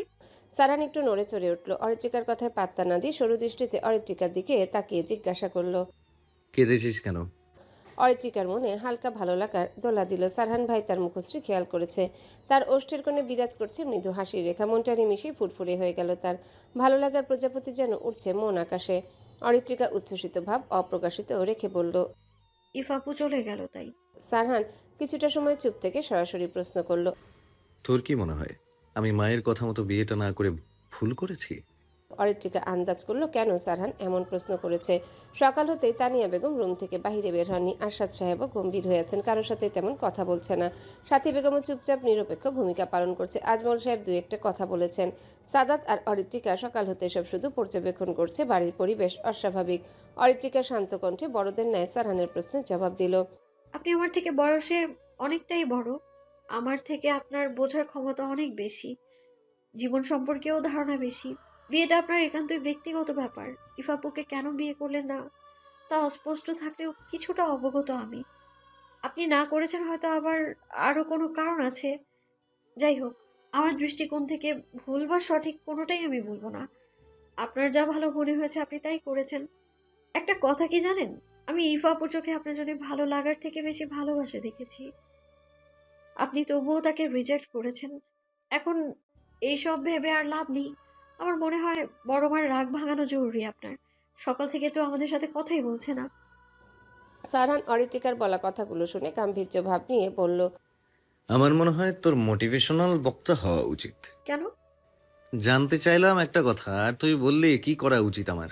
অরিত্রিকার বিরক্ত হলো খুব, তবুও স্বাভাবিকভাবেই বলল, আমার থেকে জানতে চাইছেন তাই বলেছি, না হলে বলতাম না। সারহান আর অরিত্রিকার সাথে তর্ক করার ইচ্ছে হলো না। সে অরিত্রিকাকে আর কিছু না বলে চলে যাবে এমন সময় অরিত্রিকা ডেকে উঠল। সারহান পা থামিয়ে অরিত্রিকার দিকে তাকিয়ে ইশারা করলো কি হয়েছে। অরিত্রিকা মনের মাঝে জমিয়ে রাখা কথাগুলো উপস্থাপন করলো। আপনি গতকাল বলেছিলেন যে রমণী আপনার জীবনে নিজ ইচ্ছেতে জড়াতে চাইবে, তাকে আপনি জীবন সঙ্গিনী রূপে গ্রহণ করবেন। আপনি হয়তো জানেন অনেক রমণী নিজ ইচ্ছায় আপনার জীবনে আসতে চাইবে, তখন আপনি কাকে বেছে নেবেন? সারহানের মুখ গম্ভীর থাকলেও রহস্যময় হাসির রেখা ফুটে উঠল। মূলত অরিত্রিকার এমন প্রশ্নে যেন সারহানকে কিছুটা বিস্মিত করেছে, তবে একটু মজাও পেয়েছে সে। সারহানকে অরিত্রিকা এমন একটা প্রশ্ন করবে তা একটু অবাক করা। সারহান রহস্যময় হাসি ওষ্ঠকোণে বজায় রেখেই বলল, সেই রমণী নিশ্চয়ই বাকিদের থেকে আলাদা হবে। নিশ্চয়ই বলতে চাইছেন আপনার জন্য তার মনে প্রগাঢ় ভালোবাসা লুকায়িত থাকবে। আপনাকে সম্মান করবে, ভালোবাসবে, দুঃখে সুখে পাশে থাকবে, কখনো আপনার ভুল বুঝবে না, আপনার সাথে সারাটা জীবন কাটিয়ে দেবে। একটা কথা কি জানেন, আমি খেয়াল করেছি ভালোবাসা কখনো বয়স দেখে হয় না। আবার অপ্রকাশিত ভালো লাগার অনুভূতি গাঢ় হয়েও ভালোবাসায় পরিণত হয়। প্রথম ভালোবাসার মানুষটি যে রমণীর ভাগ্যে থাকে সে নিশ্চয়ই ভাগ্যবতী হয়। অরিত্রিকা দাঁড়ালো না, নীরবে সারহানের সামনে হতে প্রস্থান করলো। সারহান বিস্মিত হলো অরিত্রিকার কথায়। সে অরিত্রিকার চলে যাওয়ার পানে তাকিয়ে রইল ক্ষণ সময়। মেয়েটা কি তবে তাকে ভালোবাসে এটাই বুঝাতে চাইলো? ভাবতে সারহানের হার্টবিট ফাস্ট হলো। সে নিজ হাত দ্বারা বক্ষস্থলে চেপে ধরলো। কথাগুলোর পরিধি অনেকটাই, এতটা গভীরভাবে জমে থাকা গোপন কথা উদাহরণস্বরূপ ব্যাখ্যা করা অনেকটাই চমকপ্রদ। অরিত্রিকা মুখ গোমড়া করে বসে আছে বিছানায়। তার চোখে মুখে স্পষ্ট ফুটে উঠেছে অসহায়ত্ব। করুণ চোখে বিছানার উপর তাকিয়ে আছে, সামনে একগাদা বইয়ের স্তূপ। এত বই এই কয়েকদিনে সে কি করে পড়বে, এসব ভাবনায় মাথা ঘুরিয়ে যাচ্ছে। চারিপাশে অন্ধকার দেখছে সে। মেডিকেলের জন্য প্রিপারেশন নিয়েছিল, শুধু কয়েক মাস কোচিংও করেছিল। মেডিকেলে চান্স হয়নি, তাই পাবলিকে অ্যাডমিশন দিবে। পাবলিকে অ্যাডমিশনের জন্য আলাদাভাবে পড়তে হবে। উফ, কিভাবে কি পড়বে অরিত্রিকা বুঝতে পারছে না। এখন তার হাত পা ছুঁড়ে কান্না করতে ইচ্ছে হচ্ছে। 2 ঘন্টা যাবৎ বসে আছে বই নিয়ে, শুধু গুটি কয়েক এমসিকিউ পড়েছে সে। অরিত্রিকার মন চাচ্ছে বই গুছিয়ে ঘুমিয়ে পড়তে। অরিত্রিকার ফোন বাজছে, এতেই মেজাজ চটে গেল। বিগড়ে যাওয়া মেজাজে সে ফোন হাতে নিয়ে দেখলো ইশরা ভিডিও কল করেছে। অরিত্রিকা রিসিভ করলো তখনই। ইশরা অরিত্রিকার মুখ থমথমে দেখে বলল, কি রে, কি হয়েছে? মুখ এমন এমন আমসত্ত্বের মতো করে রেখেছিস কেন? অরিত্রিকার রাগ কমে গেল। সে মুখ গোমড়া করে হতাশা মিশ্রিত কণ্ঠে বলে উঠল, আমি মনে হয় বাঁচবো না রে বোন। ইশরা চমকে বলে উঠল, কোনো কি হয়েছে? বোন, আমি মরে যাচ্ছি, বাঁচা আমায়। আরে বল তো কি হয়েছে? সামনে অ্যাডমিশন, এখনো কিছুই পড়িনি, কিভাবে কি করব বলতো? ইশরা বুঝতে পারলো অরিত্রিকার কাহিনী। সে তো ভেবেছিল অনেক বড় কিছু হয়েছে। আমিও কিছু পড়িনি, বই নিয়ে বসে আছি, পড়তে ভালো লাগছে না। মন বলছে অ্যাডমিশন না দিয়ে কোনো কলেজে ভর্তি হয়ে যাই। আমারও তাই মনে হচ্ছে, চল রাজশাহী কলেজে ভর্তি হই। এবার যদি ভার্সিটিতে চান্স না পাই, কপালে দুঃখ আছে। অরিত্রিকা তপ্ত নিঃশ্বাস ফেলল। কপালটাই খারাপ তার। কিছুটা চিন্তিত হলো সে। ইফা আপু কোথায়? ইশরার কথা শুনে অরিত্রিকা ফোন স্ক্রিনে তাকিয়ে বলল, ইফা আপু আজ সকালে ঢাকা চলে গেছে। ইফা কিছুটা বিস্মিত হয়ে বলল, এত দূর তো চলে গেল? আচ্ছা, এইসব কথা বাদ দে, বিয়ের কি হলো? শারণ ভাই কি রাজি হয়েছে? অরিত্রিকা ফুরফুরে মেজাজে উত্তর দিল, না, উনি রাজি হননি। বাড়িতে এ নিয়ে একটু ঝামেলা চলছে। সাহান ভাইয়ের সাথে কেউ ঠিকভাবে কথা বলছে না। ইশরা ভাবুক হয়ে বলল, আমার মনে হয়েছিল রাজি হবে না। অরিত্রিকা উত্তেজিত হয়ে ইশরাকে বলল, জানিস কি হয়েছে? তোর ভাবনাই সঠিক হয়েছে। ইশরা কৌতূহলী হয়ে বলল, কি হয়েছে? আর কোন ভাবনা? আমাদের ধারণা সঠিক, ইফা আপু সাহান ভাইকে পছন্দ করত, এমনকি ভালোবাসতো। ইশরা বিছানায় শুয়েছিল। চমকে উঠে বসে চিল্লিয়ে বলে উঠল, এসব কি বলছিস? অরিত্রিকা মন খারাপ করে বলল, জানিস, ঢাকায় যাওয়ার সময় আপুর মন খারাপ ছিল। সাহান ভাই তাকে বিয়ে করবে না, এটা জেনে সারা রাত কেঁদেছে সে। ইশরার চোখ বড় বড় হয়ে গেল। সে বলল, আরে আমি তো ভেবেছিলাম হয়তো ক্রাশ খেয়েছে, এখন দেখি ভালোবাসে। এতটা সিরিয়াস কেস আগে তো বুঝিনি। আমিও এটাই ভেবেছিলাম, এখন দেখি সম্পূর্ণ উল্টো। শারণ ভাইয়ের মনে কি চলে আমাদের মতো বুদ্ধি কম মোয়ালিদের মাথায় ঢুকবে না। বিয়ে যেহেতু হবে না, তাই ভেবে লাভ নেই। এখন বল, তুই সুস্থ হয়েছিস? জ্বর এখন অনেকটাই সুস্থ। ইশরা একটু মস্করা করতে ইচ্ছা হলো। এই সুযোগে অরিত্রিকাকে একটু জ্বালানো যাক, যেই বাবা সেই কাজ। ইশরা মজার ছলে বলে উঠল, প্রিয় মানুষের বিয়ে হয়ে যাবে সেই শোকে বৃষ্টিতে ভিজে জ্বর বাঁধিয়ে কি অবস্থা করেছিলি? ছি অরিন্দ্রি, ছি। মানুষ জানলে কি বলবে বলতো? এতটুকু মেয়ে বিরহে এসব নিজেকে কষ্ট দিচ্ছে, তার উপর অন্য কোনো ছেলে না, মেয়ে তার বড় বাবার ছেলের জন্য পাগলামো করছে। অরিত্রিকা ফোন স্ক্রিনে কটমট দৃষ্টি ফেলল, রাগ দেখিয়ে বলল, এক থাবড় দিমু তোরে। এসব কি উল্টাপাল্টা বকছিস তুই? সত্যি বললেই দোষ, আমার থেকে লুকিয়ে লাভ নেই। আমার চোখে ফাঁকি দেওয়া একেবারে ইম্পসিবল। তোর কথা গোপন রেখেছি, তার জন্য ধন্যবাদ দে আমায়। তোর মতো শাকচুন্নিকে ধন্যবাদ দেব কেন? ইশরা কপাল চাপড়ে নাটকীয় ভঙ্গিতে বলল, ভালো মানুষের জামানা নাই রে। শারণ ভাইকে বলে দেওয়া উচিত ছিল, ওনার বিরহে মন পড়ছে ওনারই নিজের চাচাতো বোনের। কেন যে বললাম না, সেদিন তো জানতে চেয়েছিল, এখন মনে হচ্ছে বলাই ঠিক ছিল। অরিত্রিকা কঠিন চোখে তাকালো ইশরার দিকে। এই মেয়ের থেকে কোনোদিনও কিছুই লুকাতে পারেনি সে, আজও সবকিছু ধরে ফেলেছে। ইশরা অরিত্রিকার রাগী মুখ দেখে হেসে বলল, আরে রাগ করিস না, আমি সত্যিই কাউকে বলবো না। এই বয়সে এমন একটু একটু ভালো লাগতেই পারে, এইটাই তো স্বাভাবিক। এমনই মনে হয় না মামু ওনার সাথে বিয়ে দিবেন তোর? অরিত্রিকার রাগে নাকের পাটাতন ফুলছে, রাগে মাথা দপদপ করে জ্বলছে। মন চাইছে ইশরার মাথা ফাটিয়ে দিতে। ইশরা অরিত্রিকার রাগাশ্রয়ী মুখ দেখে হাসি বন্ধ করে বলল, আরে আমি ফান করছিলাম, তোকে একটা কথা বলি শোন। অরিত্রিকা রুদ্ধস্বরে বলল, কি? তুই কি সত্যি শারণ ভাইকে শুধু পছন্দ করিস, একটুও ভালোবাসিস না? অরিত্রিকার রাগ নিমিষেই গায়েব হয়ে গেল। ইশরার এমন প্রশ্ন শুনে কিছুটা চিন্তিত ভাব পরিলক্ষিত হলো তার মাঝে। আসলেই কি শুধু ভালো লাগে নাকি ভালোবাসে সে? হয়তো অনেকটাই ভালোবাসে। অরিত্রিকাকে চিন্তিত দেখে ইশরা বলল, এটার উত্তর নিজের মাঝে খোঁজ, বুঝলি? মন থেকে কি উত্তর পাস তাই দেখ। যদি ভালোবাসে থাকিস সারান ভাইকে, তবে কি সারা জীবন পাশে থাকতে চাস ওনার? এর উত্তর খুঁজে বের কর, দেখবি উত্তর পেয়ে গেলে সবকিছু সহজ হয়ে যাবে। অরিত্রিকার মন চঞ্চল গতিতে উত্তর খুঁজে চলেছে। আসলে সে কি চায়? নিশ্চয়ই পছন্দের মানুষকে হারাতে চাইবে না কখনো, সারা জীবন পাশে থাকবে। অরিত্রিকা দৃঢ় কণ্ঠে উত্তর দিল, আমার প্রথম কল্পপুরুষ আমারই হোক। আমি চাই উনি আমার মনের কথা বুঝুক, আমায় ভালোবাসুক, তারপর না হয় ওনার সাথে সারা জীবনের জন্য জড়িয়ে যাব আমি। আমি চাই আমাদের পরিণয় পবিত্র হোক। তুই কিন্তু বড়দের মতো কথা বলছিস, অবাক হয়ে গেছি তোর কথা শুনে। অরিত্রিকার মুখে একটু হাসি ফুটল। সে হাস্যরত কণ্ঠে বলল, বড় তো হয়েই গেছি। আর 2 দিন পর আমার জন্মদিন ভুলে গেছিস? তোর জন্মদিন কখনো ভোলা যায়? তুই আসবি না? ইশরা বলল, দেখি কি করা যায়। আচ্ছা এখন রাখছি, পরে কথা হবে। ঠিক আছে। অরিত্রিকা কল কেটে দিল। ইশরার কথাগুলো মোটেও ফেলে দেওয়ার মতো ছিল না। তার অবচেতন মন সারহানের সাথে পথ চলার জন্য বলে চলেছে। রাজশাহী সিটি কর্পোরেশনের অফিসে নিশাত বসে আছে। তার পাশে বসে আছেন নয়ন তালুকদার। মুখটা বিকৃত করে রেখেছেন। সিটি কর্পোরেশনের ঊর্ধ্বতন কর্মকর্তার অফিস রুমে বসে আছে দুজনে। মোহাম্মদ তাহির রহমান নিজ জায়গায় বসে আছেন, মুখশ্রী গম্ভীর। এক হাতে চশমা ঠেলে বারবার বাহিরে তাকাচ্ছেন, মূলত কারো অপেক্ষার প্রহর গুনছেন। হাতের ঘড়ি দেখে সময় দেখে নিলেন একবার। সময়টা 11:57। সারহান তাহির সাহেবের অপেক্ষার প্রহর শেষ করে অফিস রুমে প্রবেশ করলো। সাথে প্রবেশ করলো আবির আর ইনান। মোহাম্মদ তাহের চোখের চশমা ঠেলে এক নজরে দেখে নিল সারহানকে। সুদর্শন শ্যামবর্ণীয় মানুষটাকে তার কাছে অনেকটা গম্ভীর মনে হলো। সারহান রোদ চশমা খুলে আবিরের হাতে ধরিয়ে দিল। আবির আর ইনানকে বাহিরে অপেক্ষা করতে বলল। আবির আর ইনান চলে যেতে সারহানের চোখ পড়ল নিশাদের দিকে। নিশাদ সারহানের দিকে তাকিয়ে বাঁকা হাসছে। তা দেখে সারহানের চোয়াল শক্ত হলো। দাঁতে দাঁত চেপে ক্রোধ সংবরণের চেষ্টা করলো। তাহির সাহেব সারহানকে দাঁড়িয়ে থাকতে দেখে বললেন, মিস্টার সারহান, ওখানে দাঁড়িয়ে না থেকে প্লিজ সামনে এসে বসুন। সারহান নিশাদের থেকে চোখ ফিরিয়ে নিল। সে গিয়ে চেয়ারটা টেনে একপাশে বসে পড়ল। তাহির সাহেব গলা খাঁকড়ি দিয়ে বললেন, আপনাদের কেন ইনফর্ম করা হয়েছে তার সম্পর্কে আপনারা অবগত তো? সারহান কাঠিন্য এটাই বলল, আমি অবগত নই। প্লিজ কারণটা বলুন। তাহির সাহেব নয়ন তালুকদারকে উদ্দেশ্য করে বললেন, আপনি নিশ্চয় জানেন কেন ডাকা হয়েছে। নয়ন তালুকদার একবার সারহানের দিকে তাকিয়ে বললেন।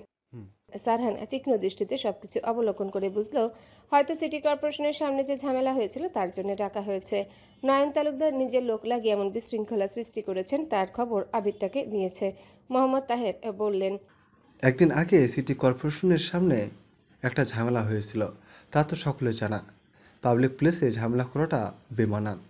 সাধারণ মানুষজন যাওয়া আসা করে, তারা তো ভয়ে আতঙ্কিত হয়ে যায়। বিষয়টা অন্তত আপনাদের রাজনীতিবিদদের বোঝা উচিত। 2 দলের ঝামেলা কেন পাবলিক ফেস করবে? একটাই উদ্দেশ্য আপনাদের ডাকা হয়েছে, নিজেদের ব্যক্তিগত আর রাজনৈতিক শত্রুতার বহিঃপ্রকাশ করবেন না পাবলিক প্লেসে।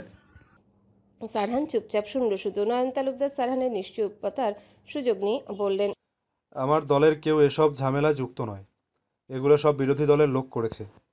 সারহান মুহূর্তে মৃদু হাসল। নয়ন তালুকদারের নিজের সাফাই গাওয়াটা তার কাছে জঘন্য রকমের হাস্যকর মনে হলো। মোহাম্মদ তাহের নয়ন তালুকদারের কথা শুনে বললেন, আমাদের কাছে প্রমাণ আছে, আপনার দলের লোকগুলোই সেদিন ঝামেলা করেছিল আর নাম বিরোধী দলের হয়েছে।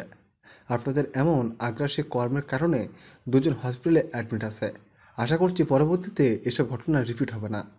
নয়ন তালুকদারের মুখ থমথমে হয়ে গেল। নিশাদ চোখের সামনে নিজের মামার এমন অপমান শুনে ভেতরে ভেতরে রাগে ফেটে যাচ্ছে। সারহানের ওষ্ঠকোণে বজায় আছে রহস্যময় হাসি। হাস্যরত অবস্থায় সারহান বলল, এই ছোট্ট একটা কাজের জন্য ইলেকশনের কাজ ছেড়ে আসতে হলো? It's not fair. Next time এমন কাজে আমায় ডাকবেন না, এসব শোনার আমার টাইম নেই। এটা একটা ইম্পর্টেন্ট কথা। সারহান চেয়ার ছেড়ে শার্টের হাতা ফোল্ড করতে করতে বলল, কোনো প্রবলেম হলে আবিরকে কল করে বলবেন। এসব ছোট প্রবলেম আবির সামলে নেবে। আজ আসছি। সারহান অফিস থেকে বেরিয়ে গেল। মোহাম্মদ তাহের হতবুদ্ধির নেই শুধু চেয়ে রইলেন। তিনি তো আরও কথা বলতে চেয়েছিলেন, তার আগে সারহান চলে গেল।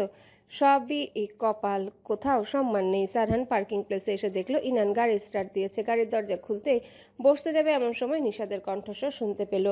সারহান গাড়ির দরজা আটকে নিশাদের দিকে ভ্রু কুচকে তাকালো। নিশাদ ঠোঁট এলিয়ে হেসে সারহানের সম্মুখে দাঁড়ালো। সারহান বিরক্তি প্রকাশ করে বলল, এমন ক্যাবলার মতো হাসছিস কেন?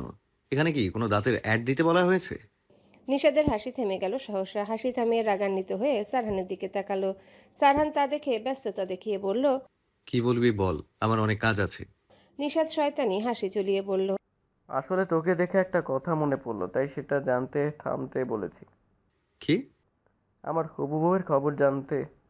অনেকদিন খোঁজ খবর রাখতে পারিনি, তোর সাথে দেখা হলো তাই ভাবলাম একবার অদিতিকার খবরটা নেওয়া দরকার। তো কেমন আছে আমার হবু বউটা? সারহানের মুখশ্রী কাঠিন্যে বর্ণ ধারণ করলো। দুই হাত মুষ্টিবদ্ধ হয়ে এলো রাগে। রাগে চোখ লাল হয়ে গেছে সারহানের। মন চাইছে জিভ টেনে ছিঁড়ে নিতে। নিশাদ যেন সারহানের এমন রূপ দেখে আরো মজা পেল। সে আবারও বলে উঠল, অদিতিকার খবরটা আমাকে জানালো তোর কর্তব্য। সম্পর্কে আমি তোদের বাড়ির জামাই হব। এখন আবার এটা বলিস না বিয়ে তো ভেঙে গেছে। বিয়ে ভাঙলেও আমার কাছে কিছু যায় আসে না। আমি জানি কিভাবে অরিত্রিকাকে নিজের করতে হয়। তুই তো আমার শালা বা। নিশাদ আর কিছু বলতে পারল না। তার আগে শক্তপোক্ত পুরুষালী হাত তার গলার আওয়াজ রোধ করে দিল। নিশাদ হাঁসফাঁস করছে। সারহান নিজ হাতে সর্বশক্তি দিয়ে নিশাদের গলা চেপে ধরেছে। সকল রাগ যেন তার উপরই মেটাচ্ছে। সারহান রাগান্বিত হয়ে পিষে যাওয়া কণ্ঠে বলে উঠল, তোর সাহস তো দেখছি আকাশ ছুঁয়েছে। কার সামনে কি বলতে হবে তা বোধ হয় মগজ থেকে বেরিয়ে গেছে। আজ তোর সাহস দেখে অনেক অবাক হলাম বটে। অরিত্রিকার দিকে নজর দিয়ে অফ কর, না হলে তোর ওই দুটো চোখ আর কাউকে দেখার অবস্থায় থাকবে না। যে জিভ দিয়ে অরিত্রিকাকে নিয়ে কথা বললি সেই জিভ টেনে ছিঁড়ে ফেলতেও একটুও সময় লাগবে না আবার। So be careful dude. বলা তো যায় না প্রথমবারের থেকেও এবার খারাপ অবস্থা করতে পারি, তখন কাউকে নিজের মুখ দেখাতেও ভয় করবে তোর। আর একটা কথা, অরিত্রিকার দিকে আর একবার নজর তুলে তাকাস তাহলে একেবারে জানে মেরে দিব। তোর লাশ এমন জায়গায় গুম করব কেউ তোর লাশের হদিসও পাবে না। সাদা কুত্তার বাচ্চা। হ্যালো বন্ধুরা, পরবর্তী পার্ট খুব তাড়াতাড়ি আসবে, তো সবাই অপেক্ষায় থাকো। আর চ্যানেলটি যারা এখনো সাবস্ক্রাইব করোনি তারা পরবর্তী পার্ট দেখার জন্য চ্যানেলটি সাবস্ক্রাইব করে রেখো। ধন্যবাদ সবাইকে, আমাদের সাথেই থেকো।